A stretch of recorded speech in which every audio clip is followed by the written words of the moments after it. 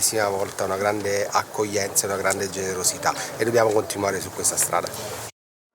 La cronaca ora, nel giorno dedicato alla sicurezza sul lavoro si allunga l'elenco delle vittime. Aveva 39 anni, Fabio Palotti, l'operaio morto cadendo dentro un vano ascensore all'interno del Ministero degli Esteri. Giuseppe Lavenia. I primi ad abbracciarli sono i colleghi che hanno ritrovato il corpo. Dal loro pianto i genitori di Fabio capiscono che non c'è più niente da fare, anche l'ultima speranza è svanita. Il cadavere in fondo al vano ascensori della Farnesina è quello del figlio. Un bravo ragazzo, un padre di famiglia.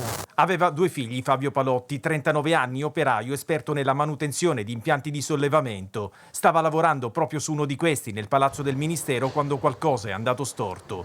È precipitato per diversi metri, l'impatto è stato violentissimo. Siamo tutti che lavoriamo, stiamo sempre alle 4:30 e ci guadagniamo sempre a pare. Ma non succede. È come un operaio come me.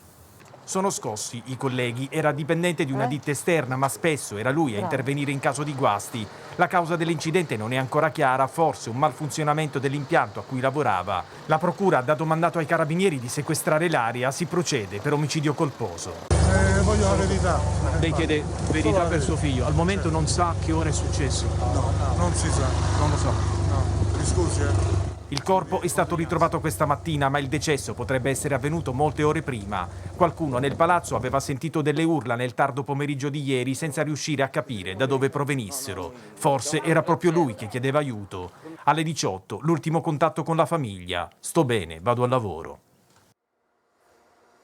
È collegato in diretta con noi il Ministro del Lavoro e delle Politiche Sociali Andrea Orlando. Ministro, buonasera.